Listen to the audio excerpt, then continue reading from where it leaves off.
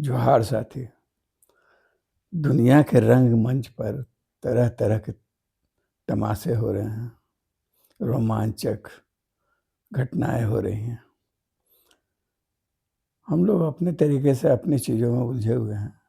सामान्यतः झारखंड में बहस-मुहावसा जो चलता रहता है, वो तरह-तरह के एकदम लोकलाइज़्ड मुद्दों पर उसको लेके, लेकिन इसके समानांतर दुनिया में बहुत कुछ हो रहा है और अजीबो-गरीब घटनाएँ हो रही हैं। ऐसी घटनाएँ ऐसा तो नहीं कहा जा सकता है कि पहले नहीं हुई है, लेकिन अपने आप में अजीब है।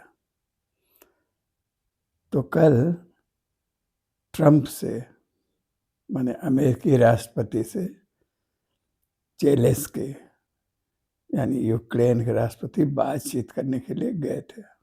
बातचीत होना था। बातचीत सुखद वातावरण में होगा, इसकी उम्मीद नहीं थी, क्योंकि ज़ेलेंस्की दबाव में ही गए थे, वहाँ गए होंगे। अमेरिका का निमंत्रण था राष्ट्रपति का कि हम लोग समझौता वार्ता करेंगे, कुछ यूक्रेन और रूस का युद्ध बंद हो, यूक्रेन की तबाही बंद हो, रुके, इसके लिए कुछ बातचीत करेंगे। अमेरिका बिग बॉस की तरह जैसे होता है ना, वो इसमें भूमिका निभाना चाहता है, दिखना चाहता है। तो जो बातचीत हुई, जिस तरह से व्हाइट हाउस में उसको देखते हुए उसकी तस्वीरें दुनिया भर में अब जारी हो चुकी हैं। सब लोग देख रहे हैं किस तरह से दो राष्ट्राध्यक्ष बातचीत करते हैं और सभ्यता का आवरण जब उतर जाता है तो कैसे दिखते हैं। तो हमको अचानक मुक्तिबोध की एक कविता याद आ गई। सोचते हैं कि बातचीत आज हम लोग जो भी करें, शुरू में उस कविता को आपको पढ़ के सुनाते हैं। मुक्तिबोध हिंदी के यशस्वी कवि रहे हैं। उनकी अंधेरे में कविता बहुत प्रसिद्ध रही है। तो उनकी एक कविता है, दिमागी गुहा अंधकार का ओरांग ओटांग। ओरांग ओटांग एक प्रजाति मानी जाती है जिससे हो सकता है कि मनुष्य जाति का विकास हुआ होगा। जैसे चिंपैंजी है, बंदर है कहा जाता है, उसी तरह का उसी प्रजाति का एक ओरांग ओटांग।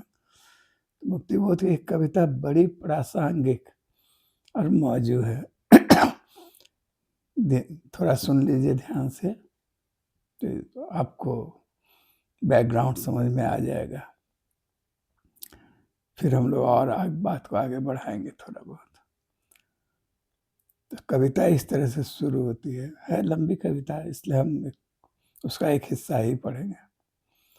स्वप्न के भीतर एक स्वप्न, विचारधारा के भीतर और एक अन्य, सघन विचारधारा प्रच्छन्न, कथ्य के भीतर एक अनुरोधी, विरुद्ध विपरीत, नेपथ्य संगीत, मस्तिष्क के भीतर एक मस्तिष्क, उसके भी अंदर एक और कक्ष, कक्ष के भीतर एक गुप्त प्रकोष्ठ और कोठे के सांवले गुहा अंधकार में मजबूत संदूक, दृढ़ भारी भरकम, और उस संदूक भीतर कोई बंद है, यक्ष या कि ओरांग उटांग हाय।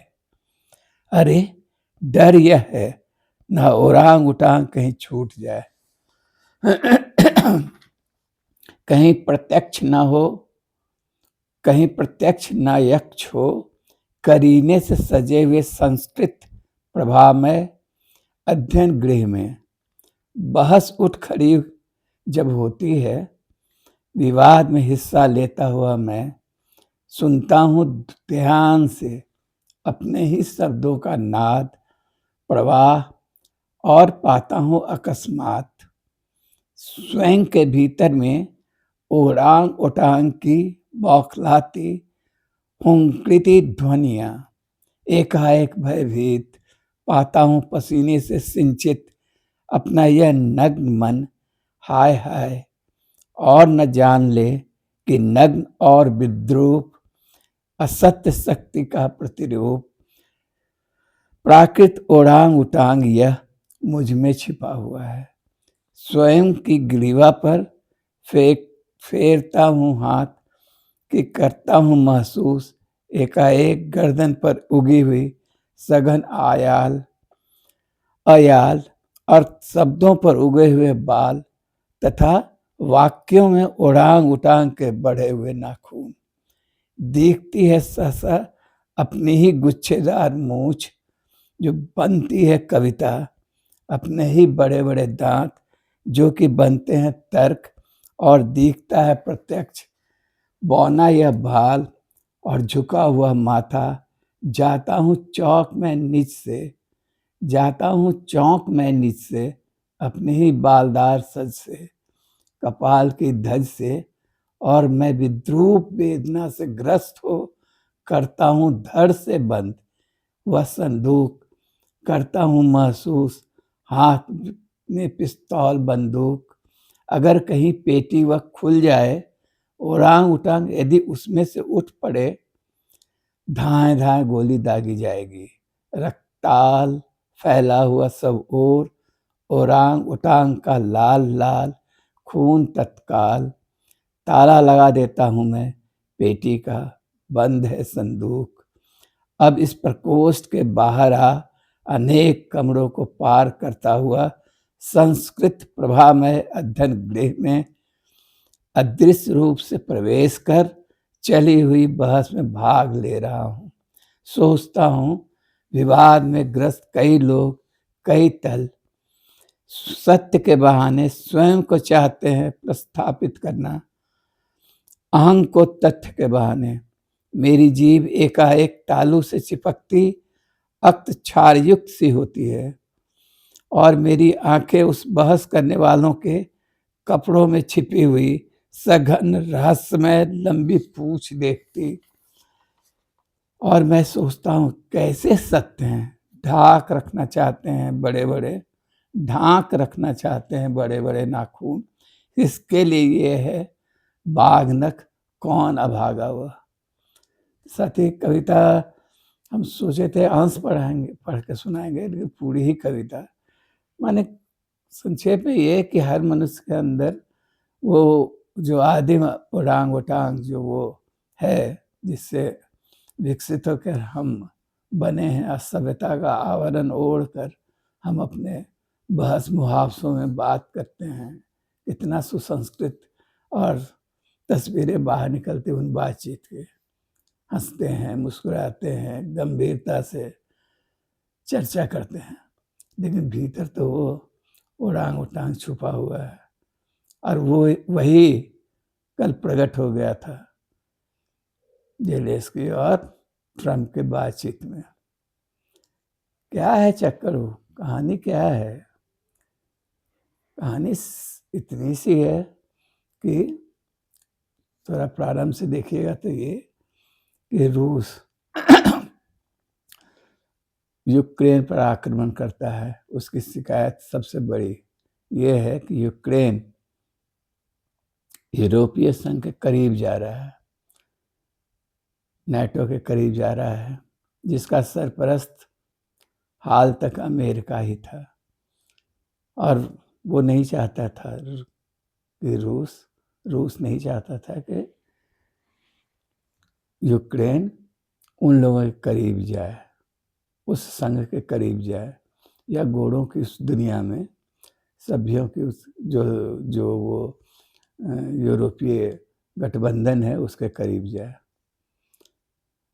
और इस क्योंकि वो प्रवेश द्वार है रूस का यूक्रेन, उसके बाद ही शुरू हो जाती है दुनिया।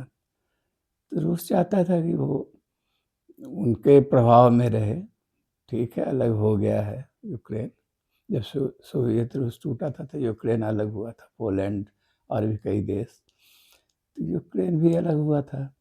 लेकिन अब वो उनके दुश्मनों के खेमे में चला जाए पूरी तरह, ये नहीं चाहता था, और इसलिए उसने सीधा सीधी युद्ध घुस शुरू कर दिया यूक्रेन की धरती पर, आक्रमण किया सीधा। और उस समय जेलेंस्की जो हैं राष्ट्रपति वहाँ के यूक्रेन के, उसका मुकाबला करते हैं, यूक्रेन की जनता मुकाबला करती है, लेकिन उसके पीठ पर है यूरोपीय वह देश और अमेरिका। वही लोग 3 बरस से उस समय बाइडेन राष्ट्रपति बन गए थे। उन लोगों ने जम के सहायता की इनकी, जेलेंस्की की, यूक्रेन की सैन्य साज हथियारों से। तो युद्ध चला, जो रूस समझता था कि बहुत आसानी से यूक्रेन को पराजित कर लेगा, घुटनों के बल बैठने के लिए मजबूर कर देगा, वो हुआ नहीं। और देखते देखते लगभग 3 बरस बीत, इतना लंबा युद्ध चलता जा रहा है, हजारों लोग मारे गए हैं यूक्रेन में, कई शहर उसके तबाह हो गए हैं। उसकी भूमि को का एक हिस्से पर रूस ने कब्जा कर रखा है। और इसी परिप्रेक्ष्य में अवतरित होते हैं फिर ट्रंप जीत के आते हैं। और ट्रंप इस बार आते हैं तो एक नए अवतार में, वो शुद्ध बिजनेसमैन, एक व्यापारी की तरह, एक व्यापारी राष्ट्राध्यक्ष की तरह बिहेव कर रहे हैं। और वो साफ कर देते हैं कि ठीक है, वो अपनी छवि बनाना चाहते हैं और साथ साथ अपना एक, क्या कहते हैं उसको, अपना स्वार्थ भी सिद्ध करना चाहते हैं। अमेरिकी जनता के सामने एक महामानव के रूप में अपने को पेश कर रहे हैं वो, और इस क्रम में दुनिया के सामने ही उटपटांग हरकतें कर रहे हैं। दुनिया के हर किसी को भी अपमानित करने का उन्होंने ठेका ले रखा है इस बार। जो भी राष्ट्राध्यक्ष उनसे मिलता है, चाहे किसी देश का प्रधान मिलता है, तो बात कुछ वही बिग बॉस वाला जो सीरियल चलता है ना, बिग बॉस सब कुछ तय करेगा, करता है, तो उस अंदाज में कर रहे हैं। तो वो आते ही ऐलान करते हैं, और उसके पहले से ऐलान कर रहे थे कि हम सत्ता में आएंगे तो गाजा में युद्ध बंद कर देंगे, और यूक्रेन और रूस युद्ध को भी हम समाप्त कर देंगे। गाजा में भी उन्होंने कुछ कुछ किया, फैसला लिया। और सीधी सी बात है कि जिसके पीठ पर, जैसे इजराइल के पीठ पर जब तक अमेरिका ही था, तो उसके बल पर वो लड़ रहा था, तबाह कर रहा था गाजा पट्टी में धुआंधार। और जब वो अपना वरद हस्त हटा लेते हैं इजराइल से, तो वो समझौता करने को तैयार हो जाता है। और क्यों ना हो, उसके हक में वो जो चाहता है वो उसके पक्ष में ही होगा। उसी तरह यूक्रेन में भी युद्ध को समाप्त कराने का, लेकिन अमेरिका कीमत पूरा वसूलना चाहता है। वो चाहता है कि जेलेंस्की अपने यहाँ के बहुमूल्य खनिज संपदा को लगातार अमेरिका को आपूर्ति करे। सीधा उसका लॉजिक है कि $500 मिलियन जो आपके हमने दिया है इस युद्ध के दौरान, उसकी वसूली आप इस तरह आप कीजिए, वो पैसा इस तरह से लौटाइए। पैसा तो आप दे नहीं सकते, जो युद्ध सामान और हथियार आपको दिए, तो अब हमको चाहिए, तो उसके बदले आप वो दीजिए, इस तरह का एग्रीमेंट कीजिए कि आपूर्ति करेंगे उससे। अपने यहाँ का जो बेशकीमती खनिज संपदा है, जिसका नई टेक्नोलॉजी में कुछ खास तरह की चीज़ें हैं वहाँ, वो सारा चीज़ वो सप्लाई हमको कीजिए, हमको इस तरह का समझौता कीजिए। और ज़ेलेंस्की मानने के लिए मजबूर हैं एक तरह से। वो शायद करने के लिए तैयार भी हो जाते हैं, लेकिन वो सिर्फ इतना चाहते हैं कि ठीक है भाई, अब तो जो समझौता आप चाहते हैं, जिन शर्तों पे चाहते हैं, शायद वो हम मानेंगे, मानने के लिए मजबूर हैं, कोई विकल्प नहीं मेरे पास। लेकिन कम से कम इस बात की गारंटी होनी चाहिए कि सुलह सफाई जो हो जाए, ये एग्रीमेंट हो जाए आपके साथ, तो उसके बाद रूस हम पर आक्रमण नहीं करेगा, युद्ध सचमुच बंद होगा, खत्म होगा। भविष्य में, निकट भविष्य में, भविष्य का कौन जानता है, रूस फिर से यूक्रेन पर तबाही या आक्रमण नहीं करेगा। लेकिन ये गारंटी देने में अमेरिका हिचक रहा है। हिचक रहा है मतलब कैसे देगा? जैसे पागल ट्रंप है तो दूसरा पुतिन भी तो उतने ही पागल है। पुतिन भी समझौता करेंगे तो अपने शर्तों के हिसाब से। इसमें तो वो पुतिन इतना चाहेंगे तुरंत युद्ध बंद होगा, तो वो चाहेंगे कि फिर उस जो एक तो तत्काल फायदा होगा कि जो भूमि हड़प चुके हैं वो लौटाना नहीं पड़े उनको यूक्रेन से को, और दूसरा कि वो विकल्प खुला रखेंगे कि यदि कभी लगेगा उनको, फिर मौका रहेगा, कोई बहाना मिलेगा तो फिर वो आक्रमण करेंगे। जो हो, जिस कारण से भी हो, अमेरिका इस बात की गारंटी करने में मेरे हिसाब से सक्षम नहीं है। लेकिन हाँ, वो इस तरह की बातें कर रहा है कि जब मेरे लोग वहाँ से आपके माइनिंग क्षेत्र में काम कर रहे होंगे, वहाँ से निकास वहाँ रह रहे होंगे, तो रूस आक्रमण नहीं करेगा। तो बातचीत यही होनी थी, और इसमें कोई दोनों पक्ष तैयार ही था एक हद तक। लेकिन बातचीत का स्टाइल था अमेरिका का, ट्रंप का और उनके एक और सबऑर्डिनेट वहाँ बैठे हुए थे, उपराष्ट्रपति या जो भी कहिए, उनको नाम अभी जेहन में नहीं है तुरंत। तो उठ पटांग के आप धन्यवाद दीजिए, थैंक यू कहिए अमेरिका को, आपको मदद करता रहा ये। और ये तो साफ कह रहे हैं ट्रंप कि मेरे, मैंने सीधा उनका कहना कि मेरे समर्थन के बगैर आपकी औकात क्या है, इस तरह की भाषा का इस्तेमाल कर रहा है।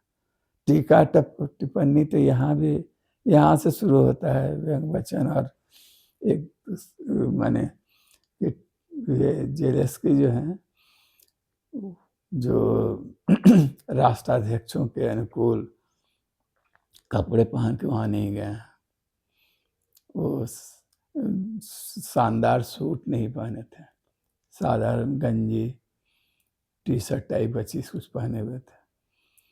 आपको याद होगा कि जब ये मिले थे, मोदी जाते हैं तो कितना सज धज के जाते हैं।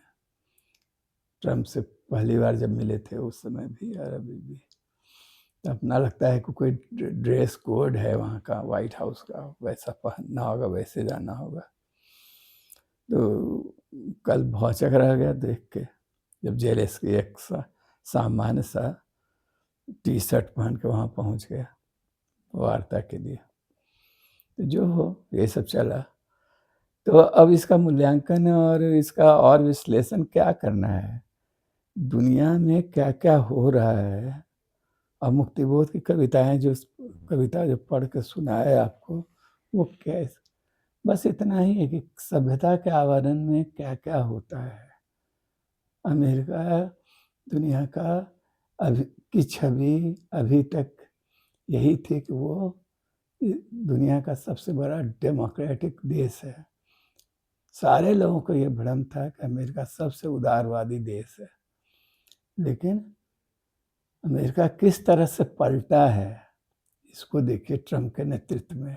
ट्रंप के जो इस पूरे पहलू का दिलचस्प और सबसे आप कहिए रोमांचक जो ट्विस्ट है, वो ये कि दुनिया की दो महान शक्ति, ऐसी महान शक्तियां जो एकदम परस्पर विरोधी हैं, नेचर की हैं। दिखती थी भाई, मैंने है कि नहीं है तो पता नहीं चल रहा है, क्योंकि अब तो दोनों दोस्त हो गए। माने रूस और अमेरिका, एक पूंजीवादी देश अमेरिका पूरी तरह से, और एक साम्यवादी देश, सर्वहारा क्रांति का देश रूस।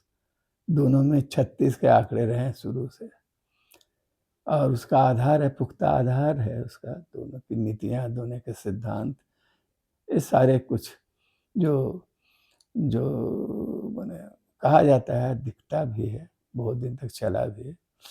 तो वो दोनों अचानक एक हो गए, कल्पना से बाहर रहा हुआ लोग। हालांकि इसका संकेत थोड़ा बहुत दिनों से मिल रहा था, एक दूसरे के प्रति दोनों का रुख नरम था, पुतिन का और इसका, अमेरिका का और ट्रंप का भी, एक दूसरे के प्रति। और वो दोनों दोस्त हो गए अचानक और खेल पलट गया।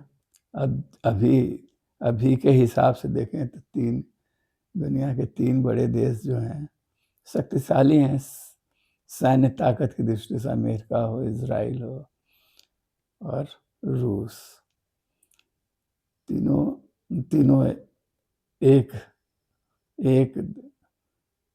साथ मिल जाते हैं एक तरह से। बच गया इधर एक चीन है और भारत है। भारत के लिए तो अजीब स्थिति हो गई है, हम लोगों के हिसाब से, मोदी के हिसाब से नहीं। वो तो हर स्थिति में प्रसन्न रहते हैं, उनको तो यहाँ केवल चुनाव जीतना है, सत्ता पर बने रहना, चाहे उसकी कोई कीमत उनको चुकानी पड़े।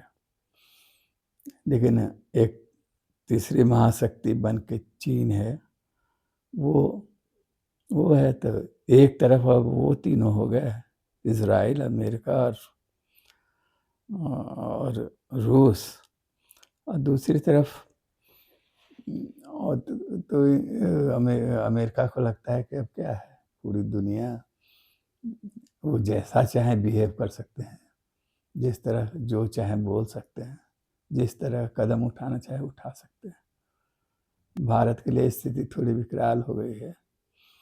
वो पहले संतुलन बना के चलता था कि जैसे जो काम रूस से नहीं हो तो अमेरिका की मदद से कर रहे हैं, अमेरिका से जो काम नहीं करा सके थे रूस के पास चले गए, पेंडुलम की तरह दोनों तरफ डोलते रहा है शुरू से, देखिएगा तो वो स्थिति अब नहीं रही। अब उस तरह, अब तो वही दोनों एक हो गए।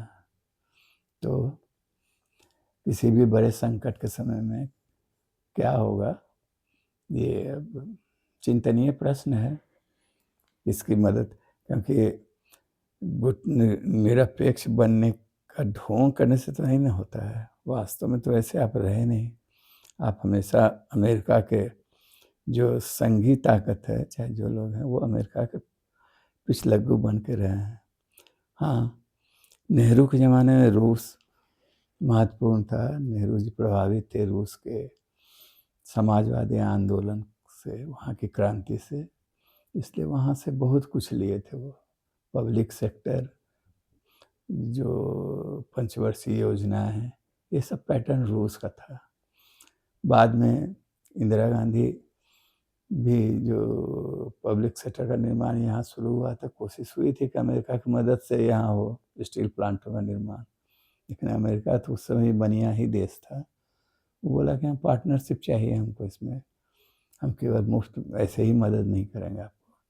तो ये लोग रूस के पास चले गए, और रूस बिना शर्त उस तरह का मदद किया, टेक्नोलॉजी से चाहे और हर तरह से। बांग्लादेश युद्ध के समय भी निक्सन थे राष्ट्रपति, अब बौखला के अपना युद्ध पोत भेज दिए थे कि ये इंदिरा गांधी की ये मजाल कि वो करेंगी।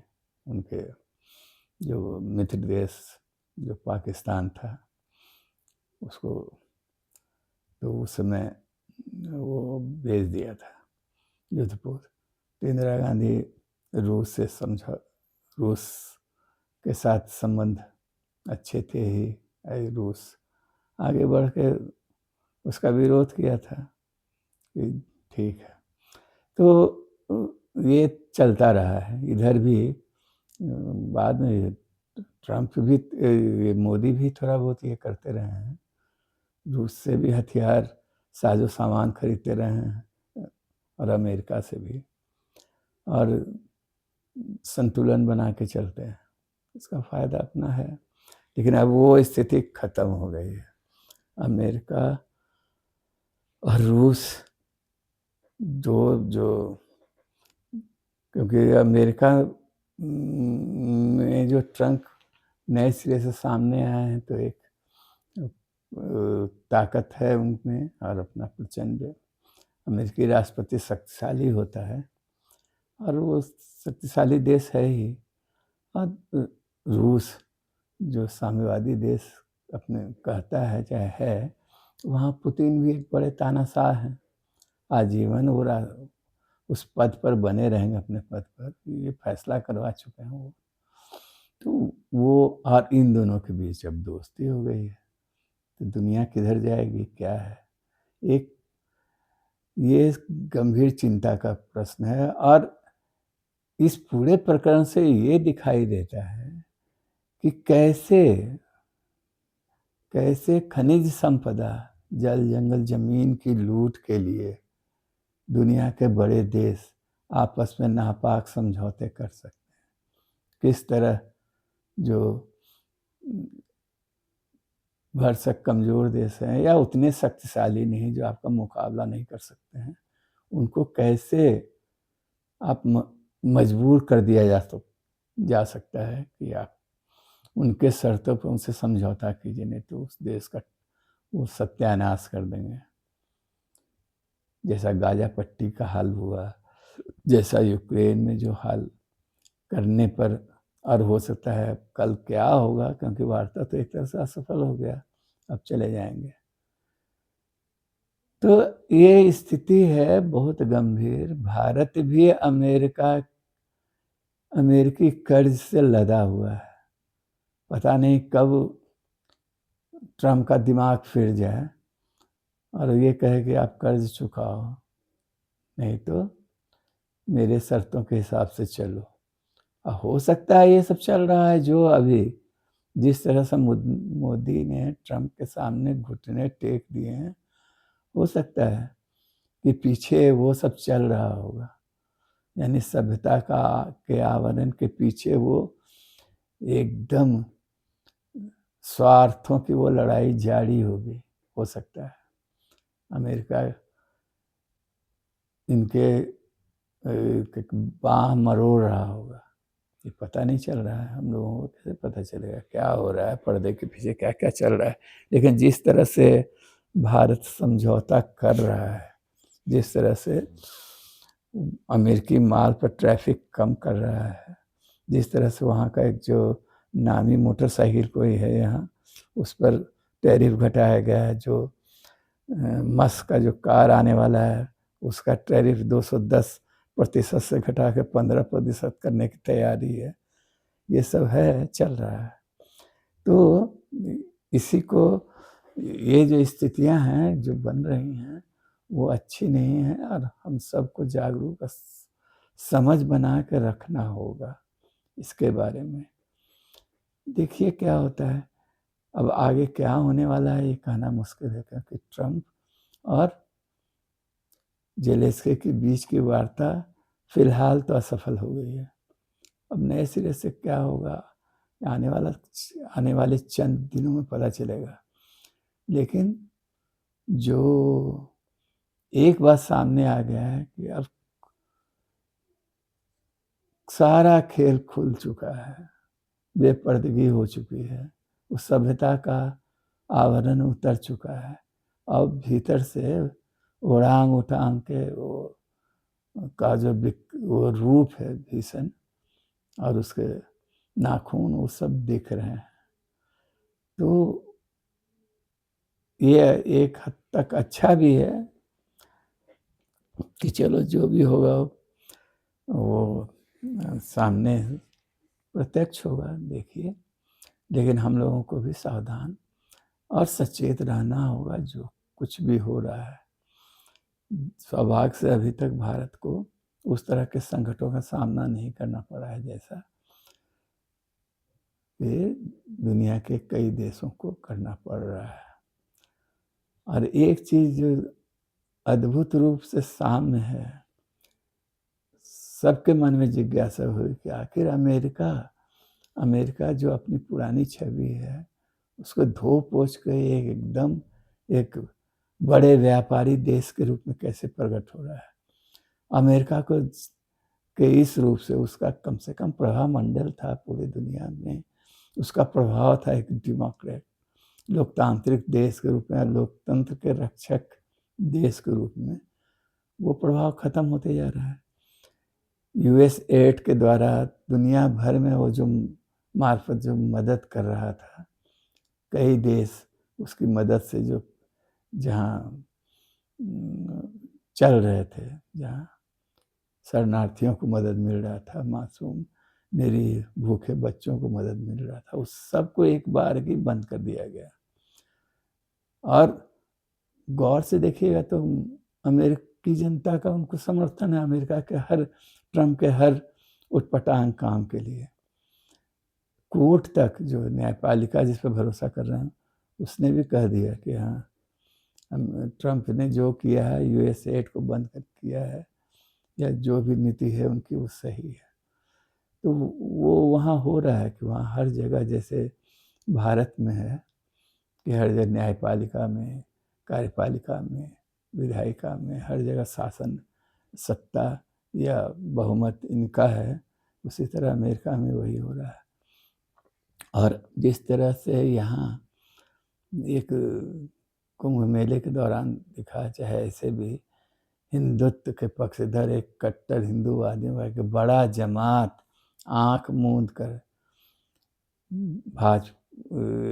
भाजपा के पीछे और मोदी के पीछे गोलबंद है, उसी तरह अमेरिका में ट्रम्प की ताकत, वो 40% गोरे क्रिश्चियन हैं, ईसाई धर्म को मानने ईसाई समूह है। वहाँ के बारे में जो बातचीत कुछ लोगों से हुई, वहाँ के लोगों से, तो असली ताकत उनका वही है। वो नस्लवाद जो बहुत दिनों तक अश्वेतों के प्रति जो गोरों के मन में छिपा दबा हुआ था, जिसको कहिए सभ्यता के आवरण में, सुसंस्कृति के आवरण में ढका हुआ था, वो अब एकदम खुल के सामने आ गया है। और वो लोग एक मुश्त ट्रम्प को के हर कदम की सराहना कर रहे हैं, जैसे यहाँ मोदी की होती है, हर जो कुछ भी करें, कुंभ के नाम पर कीचड़ में स्नान करवाएं लोगों को, लोग भगदड़ में मरे, तबाह हों, लेकिन तब भी सब कुछ वाह वाह चल रहा है।